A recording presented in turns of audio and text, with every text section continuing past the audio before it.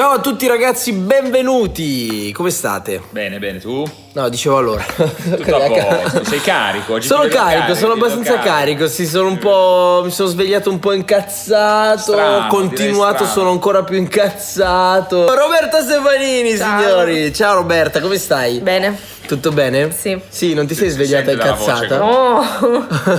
No, mi sono svegliata molto tranquilla. E dopo ti sei incazzata? Certo. Chissà come faccio a saperlo. Vabbè, scusate, rifacciamo, dai. Ciao a tutti ragazzi, benvenuti, come state? Non hai chiesto a loro? Sì, ok. chiedevo a loro, guardavo te, ero un po' così. Ero un po' confuso. No? Ciao Roberta. Ciao. Roberta Stefanini, signori, se c'è il Conte qua che monitora la situazione. Ragazzi, abbiamo un paio di belle notizie da darvi. Finalmente. 10 anni di calci nel culo. Esatto, questa domenica, perché per noi è domenica, anche se per voi non è domenica, ci siamo svegliati bene. Non proprio tutti. Ma ci siamo svegliati bene, possiamo dire. È già un traguardo svegliarsi. È già un traguardo svegliarsi di questi tempi. Ma cosa è successo? Beh, intanto un festival per cortometraggi ha selezionato il nostro corto, Un uomo infeltrito. Quindi siamo piuttosto contenti perché poi è il secondo cortometraggio che noi proviamo a mandare ai festival. Il primo dovevamo un po' tararci, il secondo ce l'hanno preso a un festival. Adesso non so, il primo festival a cui l'abbiamo mandato ce l'ha preso. Adesso siamo in ballottaggio per altri festival, però siamo molto contenti. Vi terremo aggiornati. Vi terremo aggiornati, visto che qua si parla di cinema e insomma vi terremo aggiornati così che capiremo anche se ci sono delle proiezioni da suggerirvi in qualche città d'Italia, anche se non è un festival italiano, però vabbè, ve lo diremo.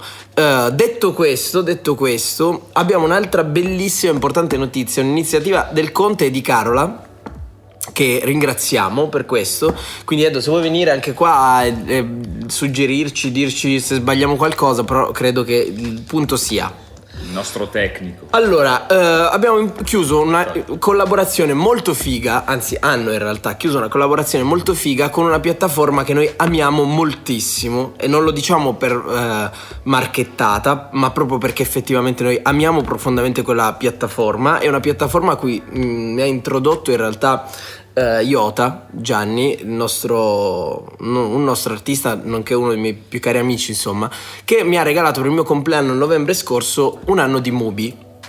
Stiamo parlando di Mubi. E insomma Smilzo e Roberta a catena, anche se già conoscevano la piattaforma come già la conoscevo io, hanno fatto l'abbonamento. Super livello. E in effetti eravamo molto soddisfatti, siamo molto soddisfatti della piattaforma. Proprio per questo abbiamo contattato i ragazzi di Mubi, la redazione di Mubi, che si è vista essere molto contenta, colpita di questa cosa, e quindi ha deciso di regalarci un tot di abbonamenti da dare con dei codici al pubblico, alle persone che se lo meritano. Vi faccio una breve introduzione su come funziona Mubi. Mubi funziona ogni giorno. Viene selezionato dai vari festival internazionali, quindi dalla Berlinale, piuttosto che da alcuni registi, come c'è stato un periodo in cui c'era una selezione di film di Refn, se non sbaglio, anche di Truffaut. Hanno fatto retrospettive di Truffaut. Insomma, ogni giorno viene selezionato e messo sulla piattaforma un film che avrete o un cortometraggio che avrete a disposizione per 30 giorni. Quindi tu hai praticamente un database di 30 film ogni giorno, sempre in aggiornamento. Una volta che scadono i 30 giorni di quel film non sarà più disponibile, saranno disponibili solo le informazioni. Oltre a questo, che è molto figo, è film che vi assicuro non quasi mai potrete aver visto, perché sono veramente particolari, veramente interessanti. Oltre a questo ci sono a disposizione tutta una serie di forum veramente di livello. Ce n'è uno che io ad esempio adoro particolarmente, che è quello dei poster. Io sono un grande appassionato di locandine del cinema e c'è una sezione curata molto bene in cui ogni giorno viene selezionato un poster con la provenienza dal sito, quindi acquistabili, su una pagina esterna di Tumblr, in cui potete vedere locandine fighissime molto particolari. Cinema a 360 gradi. Ora, come fare ad avere settimanalmente questo abbonamento? Noi non vi diciamo quanti ne abbiamo. della durata di un anno. Noi non vi diciamo quanti abbonamenti abbiamo a disposizione, lo vedrete lungo le puntate. Sicuramente è un numero molto limitato, quindi cercate di metterci un po' di foto, metterci un po' di garra. Fottono. Esatto. Ora commentate con l'hashtag RKHXMobi, RKH per Mobi, RKHXMobi, Mobi scritto Come si pronuncia? MUBI. MUBI, tutto maiuscolo, quindi RKHXMUBI. E noi, il Conte estrarrà, si occuperà personalmente dell'estrazione della persona settimanalmente, estrarrà un nome tra questi che commentano X commenti e verrete contattati in privato da Sua Maestà il Conte, anzi Sua Maestà, che già quello è già una nobiltà, vittoria, che già comunque dovreste sciacquarvi la bocca, arcivescovo di Gassino, e verrete contattati, vi sarà dato questo codice promozionale per avere un anno di Mubi totalmente gratuito. Quindi RKH, Jack Smith e Stefanini per il cinema vero, per il cinema di livello. Gasato per questa roba culturale. Io sono gasato come un pazzo. Grazie per Mubi, questa tra cosa. l'altro. Grazie Mubi, grazie ragazzi di Mubi. Grazie a Carola e Edoardo che hanno reso possibile questa cosa.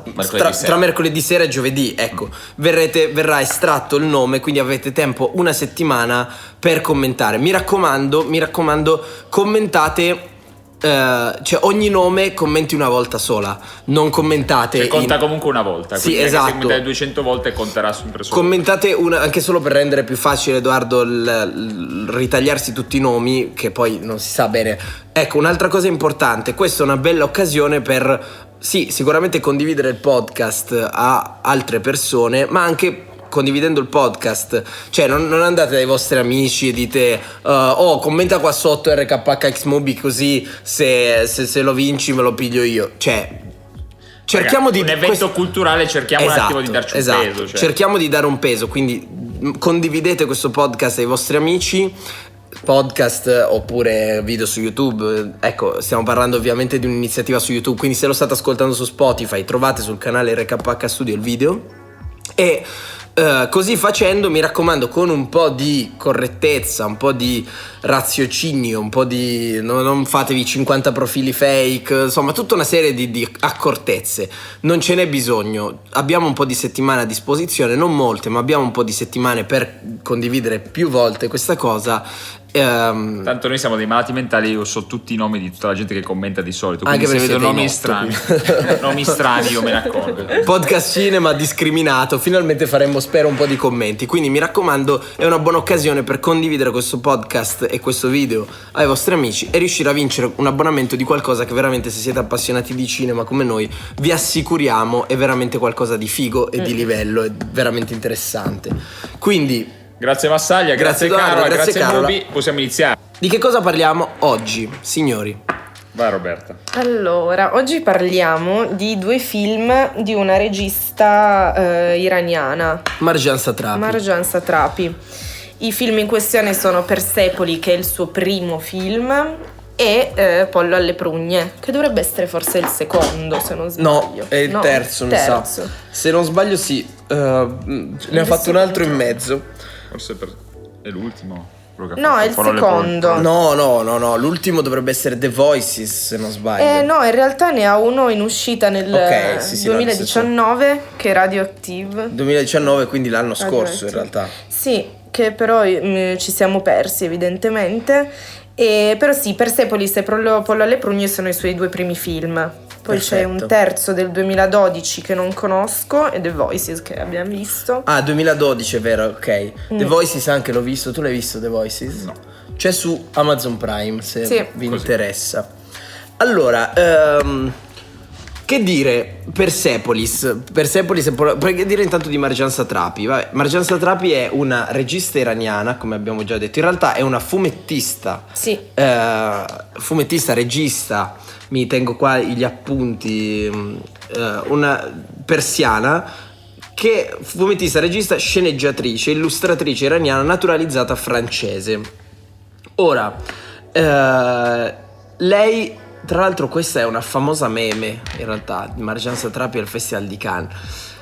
E 22 novembre 69, 4 giorni dopo di me, che sono nato 30 anni dopo, ma vabbè. Ma comunque no, 20 anni queste dopo. coincidenze vanno sempre Esatto. nella pelle d'oca. Allora, vabbè, lei intanto è una... La cosa bella è che la sua vita la potete trovare in modo molto facile, potete capire com'è la sua vita in modo molto facile guardando Persepolis, perché Persepolis è un fumetto, nasce come fumetto autobiografico in cui lei descrive la sua vita. La sua vita è curiosa perché è una donna iraniana nata nel 69, quindi è nata in un periodo storico in Iran che insomma comprende varie vicissitudini storiche, quindi una transizione tra il comunismo e la dittatura. Adesso vi dico con maggior precisione, però è curioso, Persepolis è curiosa e la sua vita è curiosa proprio perché descrive in modo lucido, ma comunque visto da un adolescente, da una bambina,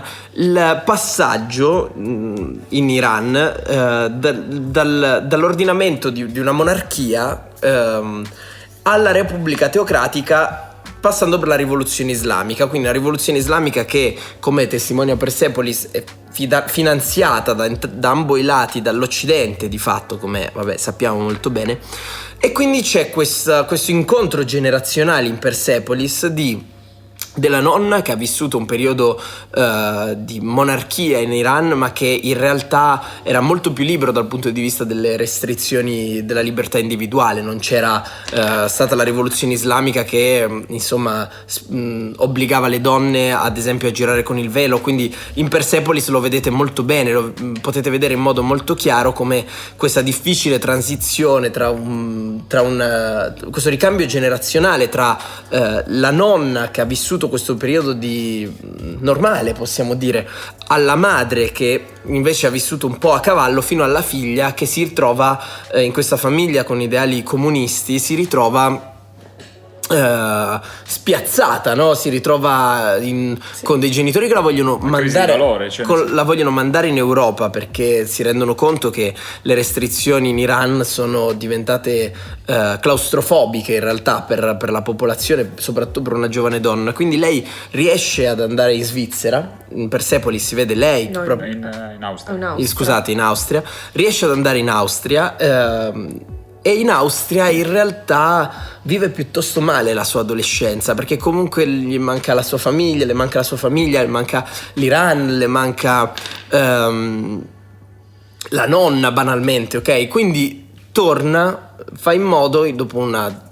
piccola depressione adolescenziale per cui lei si sente anche piuttosto in colpa. Ecco, la cosa molto bella, molto interessante secondo me è che puoi vedere una descrizione di un'adolescenza piuttosto comune in realtà, no? Con problemi piuttosto comuni, no? Il periodo dell'anoressia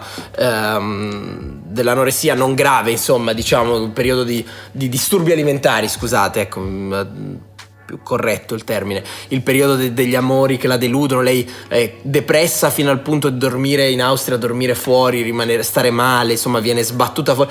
C'è una sorta di discriminazione poi negli anni 80 a cui lei va incontro, sì, quando nell'83 la mandano via, lei era 14enne e la mandano via e quindi era vista male. Gli arabi, sì, diciamo il mondo iraniano era visto in modo un po' strano, possiamo così dire, dagli europei, e lo è tuttora in realtà. Quindi lei si ritrova veramente in difficoltà. Decide di chiedere ai genitori di farla tornare in Iran perché per lei era impensabile stare lì, insomma le mancava troppo la sua famiglia.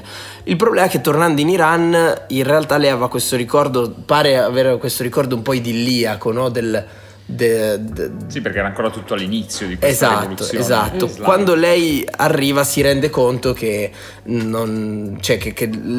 il mondo europeo era inconciliabile, il suo modo di vivere europeo era un po' inconciliabile con il modo di vivere iraniano a Teheran in quel momento, quindi si ritrova, diciamo, piuttosto spiazzata. E Insomma, senza stare a spoilerarvi il resto della sua vita, poi in realtà banalmente, vi invito a vedere Persepolis, perché davvero è veramente interessante, veramente bello. Sì. Ed è veramente bello vedere come lei sia riuscita a fare della sua vita poi alla fine un'animazione, un lungometraggio animato, un film d'animazione che tra l'altro ha vinto l'Oscar. Ha vinto. Sì, 2008. O forse è candidata. Premio Oscar. Nominato Sì. come no, era stato Ha battuto vinto da Cannes, mi qualcuno. sa. Però era stato nominato come miglior film d'animazione. Ok, Sì. ok. Tra l'altro, cosa curiosa, vabbè, la nomination, cosa curiosa, la cosa che è molto bella. No, volevo prima finire, secondo il discorso, è che la cosa interessante, lei comunque è molto interconnessa al mondo francese, italiano, e a me piace moltissimo che questo lungometraggio apparentemente infantile, no, se vogliamo, perché affronta tematiche infantili, in realtà si fa testimone di un periodo storico ovviamente unico nel suo genere, che è quello iraniano, quei 20 anni, insomma quei 20-30 anni di storia che in realtà testimoniano in modo molto figo, molto interessante, molto realista quel tipo di estetica, quel tipo di mondo visto dagli occhi di una bambina che lo descrive in questo modo così lucido, insomma Così è genuino. così fumettato ma così lucido. Quindi insomma io trovo che sia un'opera veramente interessante, veramente di livello, e che, ripeto, è unica nel suo genere proprio perché si fa portatrice a livello storico di qualcosa che sembra essere banalizzato perché è animato, ma in realtà non è per niente banalizzato, anzi No, anzi. è veramente intenso. Sì, quindi insomma sì. la cosa bella è che Forse lei addirittura il fatto che sia disegnato, non lo so, rende ancora più. sì, più chiaro forse, Sì. no? Mi dà quell'impressione. E la cosa bella è che lei lavora molto, da quello che ho potuto evincere guardando anche il resto dei suoi film, con Chiara Mastroianni, che è la figlia di Marcello Mastroianni, tra l'altro una donna bellissima, e nel suo altro film Pollo alle prugne, che io ho veramente trovato di una bellezza unica, ho fatto un centinaio di screen. Pollo alle prugne, beh, direi proviamo a procedere per immagini. Allora, qualcuno vuole fare una breve sinossi? Allora, mi ricordi solo i nomi? Nasser si chiamava. Nasser Ali. Allora, Pollo alle prugne è appunto questo film dove Non c'è- spoileriamo perché siamo entro i 10 anni. Sì, è del 2011. 11. 11. Donna conta. Ok, allora faccio una sinossi molto Una sinossi stringata, perché la Stringata. regola dei 10 anni. Allora, non spoileriamo, non si possono fare ma spoiler. poi vedetelo, veramente, raga, guardatelo. Allora, è la storia di questo violinista che appunto si chiama Nasser, che si ritrova costretto a vivere una vita che fondamentalmente odia, con una Sì. persona che odia, Sì. che a un certo punto del film, che poi è tutto l'evento un po' scatenante, cioè nel senso che quello lì secondo me poi è la punta dell'iceberg di questo Certo. suo disagio interiore, commette cioè la moglie, possiamo dire, Sì. la moglie commette diciamo un Grosso torto. nei grosso suoi torto confronti. nei suoi confronti, non diciamo cosa, che portano appunto a una crisi interiore o comunque La all'esplosione. moglie che comunque lo ama moltissimo, sì, c'è sì, da infatti dire. c'è questo correlativo oggettivo appunto del pollo alle prugne, che poi si capirà nel film perché secondo Pollo me alle prugne che io ho mangiato in Libano, tra l'altro, è buonissimo. valido. Molto. Tu patisci sta cosa del Sì, Libano, troppo. lo so. Però succede. Ma ci torniamo, posso Succede. dirti, ci No, torniamo. ma ci abbiamo tutto il mondo da girare. No, però è veramente bello. Torneremo a Posso- mangiare il pollo alle prugne. Comunque, quindi esplode questa crisi interiore del soggetto, che si ritrova rinchiuso in camera sua a ripensare alla sua vita, cosa sarà dei suoi figli, cosa ne sarebbe stato in questo sliding door di un suo amore, diciamo, avvenuto anni prima, e si ritrova appunto a relazionarsi anche con la morte o con tutti i suoi pensieri interiori. Quindi diciamo un film molto introspettivo, bellissimo. Tutto il film è raccontato da un personaggio molto particolare che non vi diciamo per non spoilerare.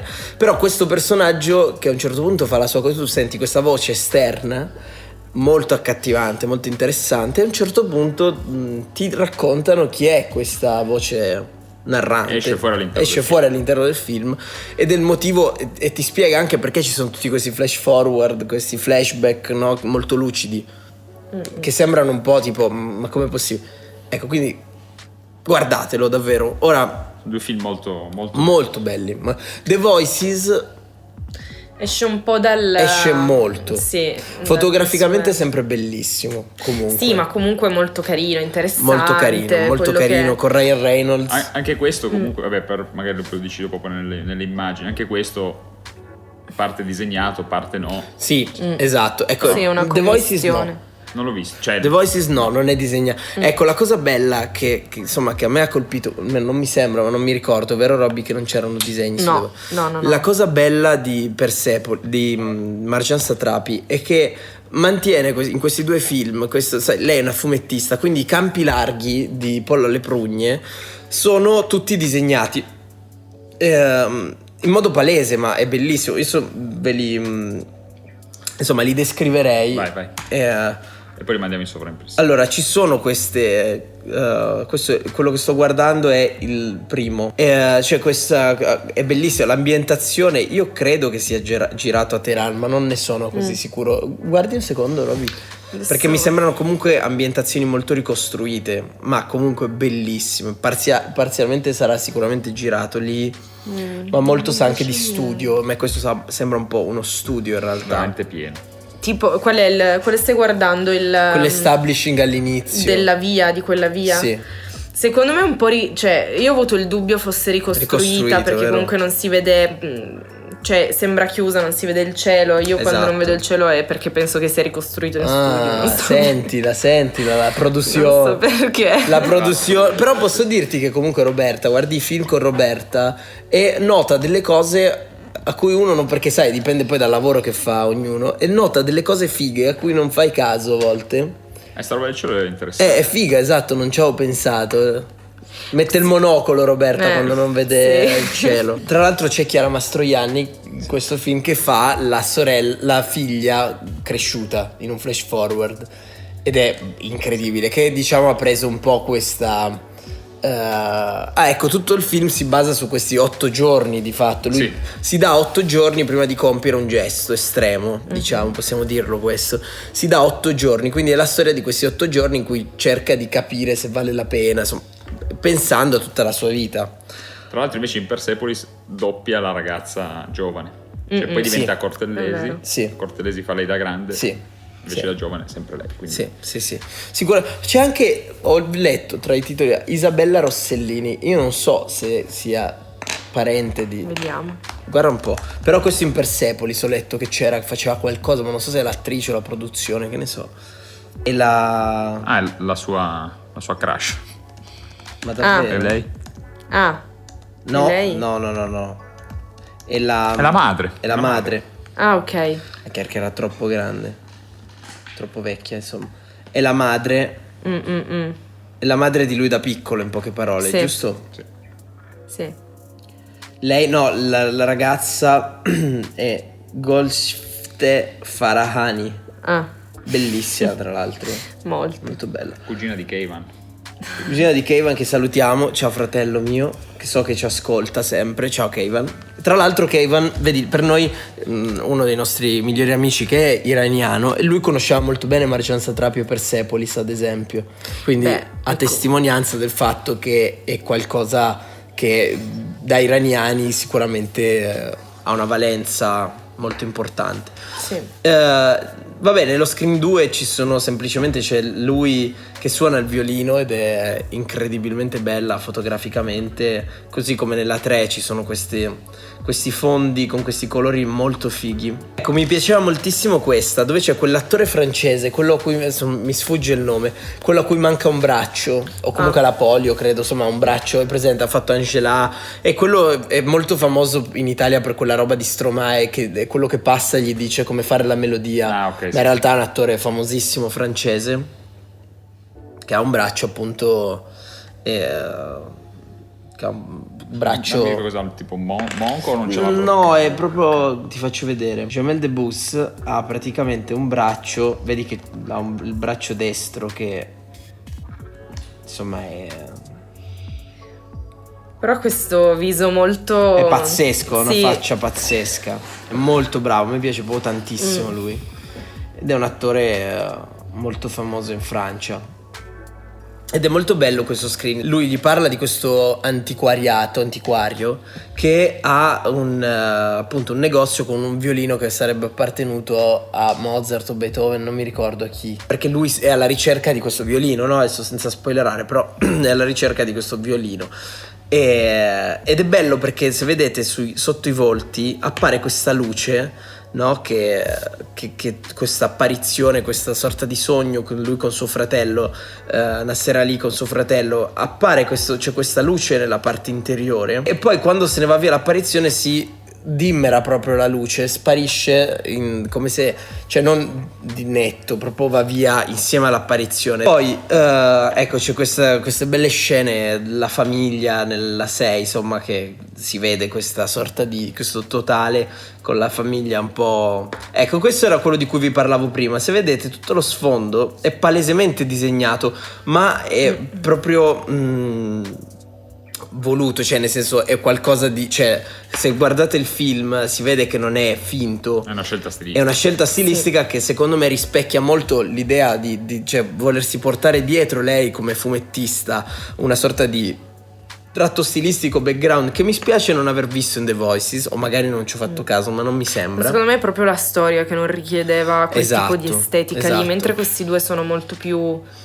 Sì, più sognanti, magici, sì, forse. Quello un po' meno, cioè decisamente un po' più... meno. E non so perché in realtà mi piaceva molto questa sua connotazione, sì. questo suo... Però vabbè, comunque voglio andarmi a recuperare altro film. Ecco, anche nello screen 8 potete vedere questo fondale animato, palesemente disegnato, di questo furgone che va in questo antiquario, perché questo antiquario è in un luogo un po' magico, no? Un po'... Ecco, di nuovo qua non si vede il cielo nella 9, quindi Roberta Stefanini ci insegna che è tutto riprodotto in studio. Potete vedere... Io sto supponendo, poi... Beh, però per carità. ha senso. E ha senso, insomma, potrebbe essere. È bello vedere come la frutta è illuminata da questa luce bianca con questa sorta di effetto tipo glimmer glass, che è qualcosa di molto usato adesso. Di nuovo qua, questo è palesemente il 10, si vede proprio lo studio, si vede questa luce dall'alto. Sì. Molto forte, che crea questi fasci luminosi molto belli, con questa sorta di fumo distribuito bene, però non come il fumo di alcuni dei nostri cortometraggi che è tipo la nebbia nei ristoranti, vabbè. E anche qua queste luci nella 11, vedete queste luci di taglio sono molto fighe, e come vedete dove batte la luce è super enfatizzata la brillantezza sui personaggi, no? E lo trovo molto figo, sembra tutto molto ricostruito in effetti. Sì, secondo me è tutto ricostruito, hanno fatto sicuramente un lavoro pazzesco. Questo è l'antiquario, era fighissimo. Ma l'antiquario sono pazzeschi, cioè tutte le ambientazioni sono veramente... A me di questa faceva impazzire che lui è lì insieme alle teste, no? L'attore di cui parlavamo prima è lì insieme a tutte le altre teste, e la trovo bellissima, anche a livello scenografico è pazzesca. Cioè veramente, non so, ti dà proprio l'idea di polvere, di tutto molto... Ecco, lui è l'attore di cui parlavamo. Vedete anche qua il contorno sul volto, è bellissimo perché comunque i volti hanno parecchie particolarità proprio a livello di illuminazione. C'è tutta questa parte molto chiara sulla sua sinistra, sulla nostra destra, e di questa luce che gli dà questo taglio ma che non arriva fino al naso, un taglio proprio che gli dà una sorta di profondità di contorno. E dall'altra parte comunque possiamo vedere che è illuminata perché c'è una luce che batte anche sull'altro lato, si vede anche sul dente, no? Insomma, c'è un lavoro fotografico che non è per niente banale. Il direttore della fotografia di questo film ha fatto un sacco di cose fighe. Sì, sto guardando, si chiama Christophe Boucarn. Christophe Boucarn. Comunque ha fatto delle cose fighe, mi ricordo, ho visto che ha fatto Aladdin, possibile? No, non Aladdin di Guy Ritchie. Mr. Nobody. Tra gli ultimi che ha fatto... Superstar, Mood Indigo. Mood Indigo mi ricordo che mi era piaciuto. Io non l'ho visto. Non me lo ricordo bene. Sì, è di Gondry. Ah, E, cazzo lo voglio vedere. No, Aladdin fra gli ultimi non lo vedo. No, non è Aladdin, è un altro comunque di... Rodin, Lettere da Berlino, Mal di pietre, No. La Bella e la Bestia. La Bella e la Bestia, ecco. Di questi film un po', diciamo, cartoni, tratti da cartoni magici. Sicuramente La Bella e la Bestia ce lo vedo molto in questa estetica, no? Ecco, qua c'è questa scena fighissima di lui che probabilmente vi preannunciamo, gli baiteremo. L'abbiamo fatta anche una scena simile quando tu lanci il bigliettino sopra la testa e poi scendono i coriandoli. Lui qua dice che vende bacchette magiche, fa così e scendono questi brillantini, quindi è una citazione che vogliamo fare nel prossimo cortometraggio, perché abbiamo messo una scena dell'antiquario proprio ispirati da questa. E vedete anche qua la luce è sempre molto figa, c'è tutta la luce che batte sulla loro destra, nostra sinistra, sia su Nasser Ali che l'antiquario, e insomma lo trovo molto bello con queste serrande un po' tirate che fanno, non so, mi danno proprio questo è un dettaglio anche che bisogna considerare, no? Come se fosse, chiudo un pochettino per non farti vedere. E poi ci sono questi effetti serali tipo con questa luce blu, che sono probabilmente riprodotti in studio di nuovo anche questi, e hanno sicuramente, anzi, questa luce da fuori fighi. E anche il movimento, se ti ricordi, il movimento del camioncino è molto finto, ma è molto magico, molto bello, cioè non ti pesa per niente. Ecco, qua è lui che insomma sempre più folle, diciamo, la 16. E questo è di nuovo ambientazione molto finta, molto magica, lui che pensa al suo funerale. E la trovo bellissima, insomma, questa ricostruzione, anche qua probabilmente parzialmente disegnata. I funerali non li fanno mai nei cimiteri. È vero, Non hanno mai. È vero. Qua è nella 18 lui che si pensa a spararsi in testa, in poche parole, sono tutte cose nella sua testa, insomma, e c'è questo schizzo di sangue piuttosto surreale che però è molto figo, proprio si vede che è proprio dietro, però è proprio bello. Qua quando pensa ad uccidersi, soffoca facendosi i modi di uccidersi. Esatto, però stiamo spoilerando perché avevamo detto un gesto estremo. Vabbè, sono arrivati fin qua, possono anche meritarsi. Sì. Ecco, è molto bello vedere tutte queste luci di taglio che mettono fuori dalle finestre, che illuminano i personaggi e lasciano anche uno spazio piuttosto buio, con coraggio, se vogliamo, no? Tutta quella parte sinistra così poco illuminata in realtà la trovo figa, cioè è bello, non mi disturba, perché ti concentri molto sul soggetto e sulla parte destra, mentre la parte sinistra rimane in ombra, eppure la trovo... Rende comunque l'idea dello stato d'animo del soggetto. Bravo, cioè io comunque, cioè sicuramente se avessimo fatto noi questa scena ci saremmo messi a provare a illuminare la parte sinistra in qualche modo, e sarebbe stato un peccato, perché in realtà è figo così. A volte la semplicità, tra virgolette, perché poi fuori ci sarà una 10.000 che illumina per avere sto raggio di luce tipo sole, però a volte la semplicità paga, no? E qua con un po' di fumo, con questi oggetti vetrosi e l'illuminazione sul letto, veramente è un'intuizione molto figa che veramente, cioè, cazzo, arriva. Anche questi raggi sopra, perché c'è questa sorta di rosone sopra qua, no? Che crea tutti quei tagli sulla luce, molto figo, molto interessante. Sì. Queste sono le esterne, sempre molto da studio, ma molto fighe. E nella 22 c'è questa sorta di citazione un po' all'espressionismo tedesco. Sì, super. Palesemente, con queste finestre storte tipo Dottor Caligari che fanno illuminazione super contrastata, che è tipica proprio di quel periodo storico. Esatto, che è molto molto figa, mi piace tantissimo. Che secondo me è anche un po', cioè comunque questa parte è a inizio Novecento, perché lui negli anni 60-70 il film si svolge, 50 forse, più 50. 58 mi sembra. 58? Mi sembra di sì. E quindi qua è potenzialmente anni 20, anni 10, quindi proprio espressionismo tedesco, insomma, citazione. Ecco, mi piaceva tantissimo questa qua, la 23, il maestro che sgrida, no? Che non si vede mai negli occhi. Secondo me è un ricordo. L'ho trovato molto figo che lui fosse ripreso solo dalla bocca. Vedi che anche qua è in ombra, no? In quella prima è in ombra il volto del maestro. E poi c'è questo dettaglio solo sulla bocca, è tutto tagliato con lui che è incazzato nero. Mi piaceva moltissimo, trovo che sia molto figa, molto cosa che usano interessante. tanto i cartoni animati queste, quando parlano i bambini. Bravo, è vero. Le mamme, i genitori. Sì, Tom e Jerry. Che pollo mi era venuto in mente. Mucche e pollo, Però Tom e vabbè. Jerry. Che pollo, Ma è vero, è così. E l'ho trovato molto figo, no? Perché sono tutte un po' cose magiche in cui magari il mondo degli adulti... Hai dei ricordi vaghi. Sì, come dire, la faccia non me la ricordo. Mi il ricordo il papillon con i quadratini, ma la faccia più o meno, cioè, capito, questo mi ha dato questa idea qua, che l'ho trovato molto figa. E poi c'è questa 24, questo bellissimo ingresso in questa casa, che probabilmente è una casa vera, anche perché ricostruirlo so cazzi. Sì, che con lei che l'aspetta alla luce, di nuovo c'è molto buio, è molto utilizzato l'ombra, diciamo. Però ci sta, perché ti fa concentrare su dei dettagli in particolare. Quindi... Esattamente, mi piaceva molto questo screen. Bellissima questa dei due bambini nella 25, mi piaceva molto l'outfit invernale. E piacevano molto loro due, un po' assenti. Vogliamo parlare del bambino che prega.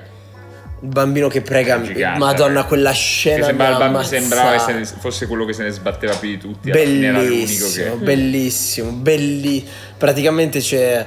Non si può dire, raga, purtroppo. C'è una scena dove questo bambino se prega. saltate qualche minuto perché è proprio bella da descrivere. C'è questo personaggio, quindi mi raccomando, da qua spoiler.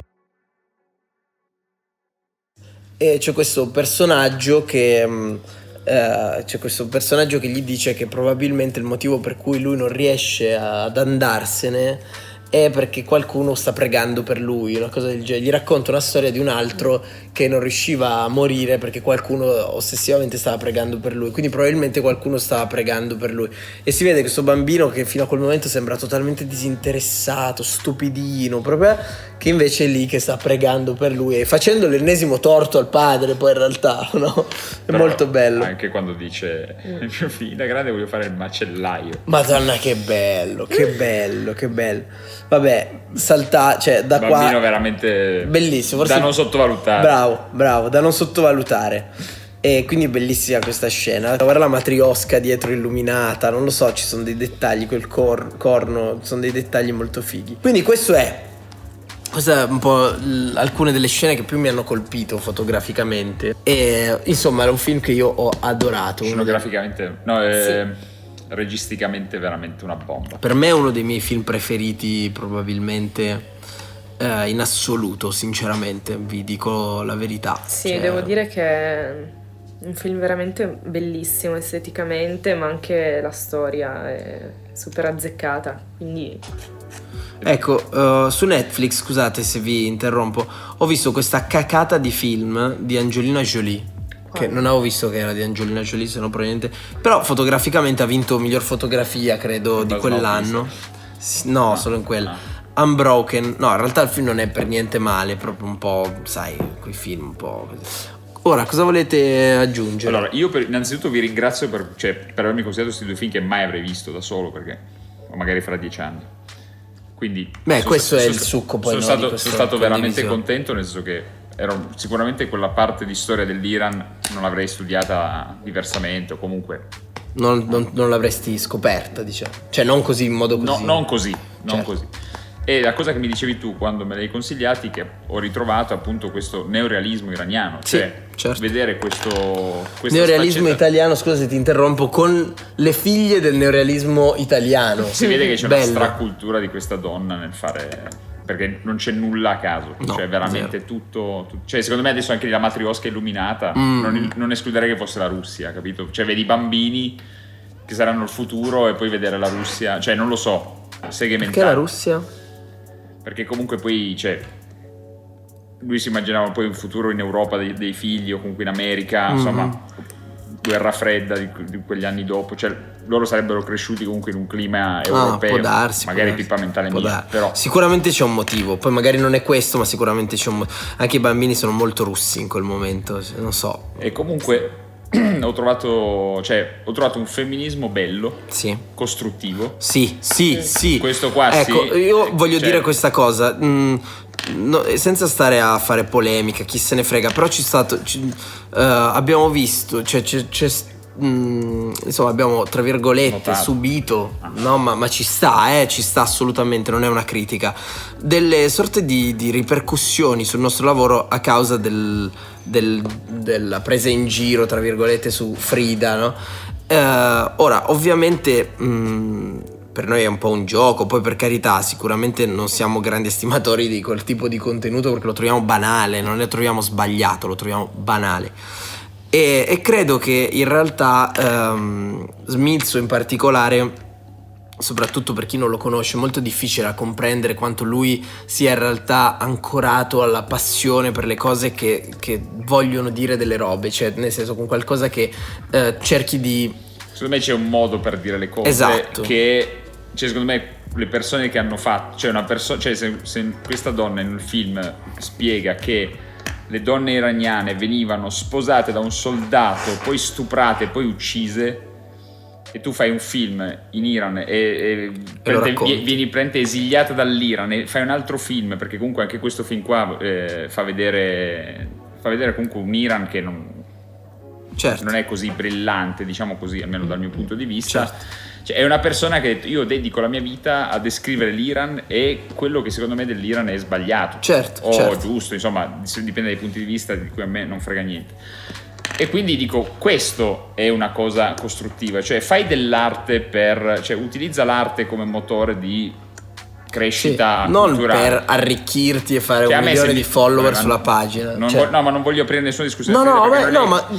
È così, è quello il senso. Cioè, secondo me fate un film su questa cosa qua, cioè fatelo così, con questa chiave di lettura, con questa bambina che poi diventa grande, va in Europa, cioè la nonna che ha vissuto prima il periodo diciamo più libero, poi dopo, quindi poteva essere un film molto banale, in realtà è un film che a mio parere è geniale. E quella cosa, il trattare questi argomenti con questa garra, con questa cultura, ti dico guarda, così ok. Certo. Se mi fai il post sui corpi grassi, regalateci anche noi gli assorbenti, dico minchia, tutto qua. Lo fai proprio per attirarti un tipo di pubblico che è proprio un po', cioè lo fai per soldi ed è così, lo fai per soldi e più che altro non trovo fai che niente. Esatto, trovo che comunque io credo che la lotta sugli assorbenti, sulla fisicità di una donna, di un uomo, eccetera, siano argomenti fighi e interessanti, che sicuramente smuovono delle cose, no? Fanno parlare, creano una ricondivisione.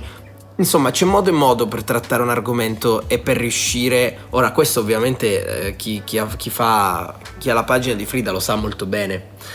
Io mi rivolgo al pubblico, non alla pagina. Il pubblico, secondo me, deve essere educato.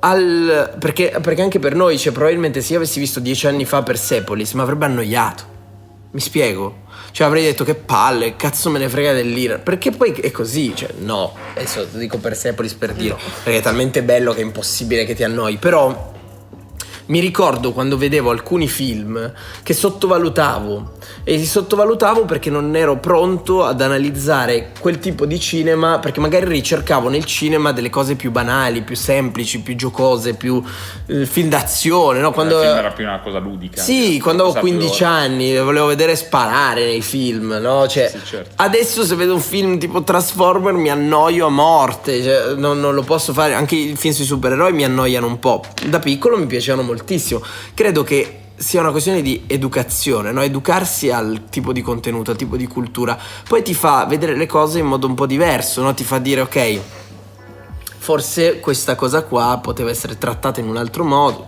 questo, banalmente questo. Ma sì, certo. Fine. E quindi sì, sono d'accordo con te, Smith, detto questo. Quindi, secondo me è veramente un cinema da approfondire che io assolutamente non conosco, a parte questi 2 film. Vi consiglio anche, stavamo guardando io e Roby, consiglio alle persone che guardano anche L'Insulto, che a me è piaciuto moltissimo, sinceramente. È un film premiato a Venezia, se non sbaglio, un paio d'anni fa, 3 anni fa, non mi ricordo più. L'Insulto è su Beirut, sul Libano, su questione palestinese in Libano. Quindi non questione palestinese con Israele, anche se ovviamente è parzialmente citata, ma ve lo consiglio perché l'ho trovato molto bello. È una coproduzione italiana e fotograficamente mi piace moltissimo, Purtroppo non ho potuto fare screen perché l'abbiamo visto su DVD, quindi in televisione. Però anche tu, Roby, eri piacevolmente colpita, anche se ti sei addormentata l'ultima mezz'oretta. No, però sì, non Recuperalo. mi ha fatto molto impazzire, ma come dicevo, La recitazione. Forse un po' anche il doppiaggio che mi ha un po'.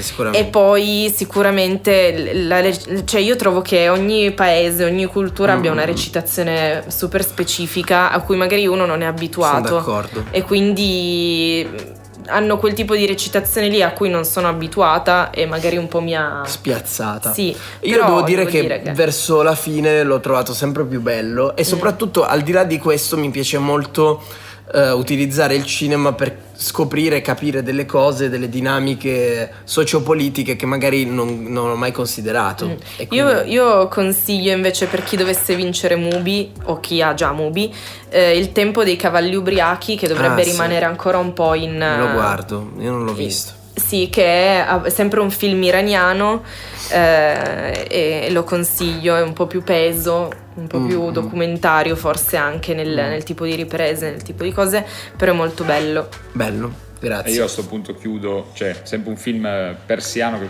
penso quindi sia iraniano. Sì. Si chiama L'Isola di Ferro, appunto parla di questa comunità di persone che non ha più una casa e va a vivere su un'isola.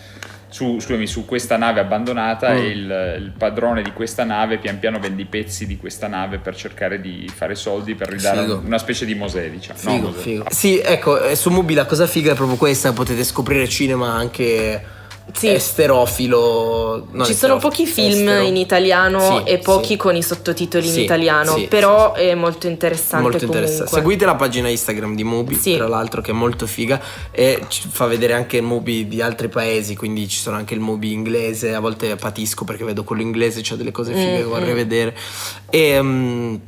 Però fighissimo e anche un po', a me sta anche aiutando un bel po' con l'inglese, devo dire, perché poi mi gasa. Sì, perché poi sei costretto comunque. Esatto. Ne sto guardando uno thailandese, fighissimo. Con sottotitoli inglesi? Sì, fighissimo, guarda, veramente mi sta piacendo moltissimo, anche quello fotograficamente pazzesco, tutto girato con lenti anamorfiche, palesemente, ha tutti questi flare molto...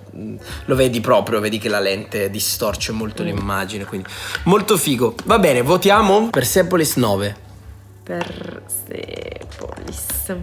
Ok, 9, tu? Smi? Anch'io 9 perché il messaggio è... Ti ho regalato quell'agendina, potresti segnarti le... Vabbè. No, l'ho messa a casa. Vabbè. Le note sul telefono, sì. Comunque anch'io 9 perché mi è piaciuto molto. 9 tutti a Persepolis. Sì. Pollo alle prugne, raga, 10. Sì? Sì, non ho mai dato 10, credo. Ti dico, no. Sì, ad Amarcord 10. A Ghost Story 9 al 10. Lo so. A Joker 10. Ma veramente? Sì. Non è mai successo. Sì, ti giuro. Ma mi ha fatto cacare. Ma non è vero, sul momento ci era piaciuto molto. Però anch'io io modificherei i voti. Sì, modifichiamo. 7,5. Joker 8 per cortesia. Sì, perché è impossibile dare ad Amarcord 10 e al Joker 10. Fai 7,5 a Joker. Ma che cosa mi sono mangiato? Non lo so, ma anch'io Adesso sveliamo l'arcano. Quanto ho dato al camino? 10. Ma non ho dato 10, ho dato 9. Ma no, scherzo. No, tu avevi dato per una roba 9, per una roba 10, poi avevi fatto la media 7,5. Cosa vuol dire? Lo dico ogni questa volta. scena dove non mi insultate, cioè. Ma mi farò preparare. La media a ritmo, vaffanculo.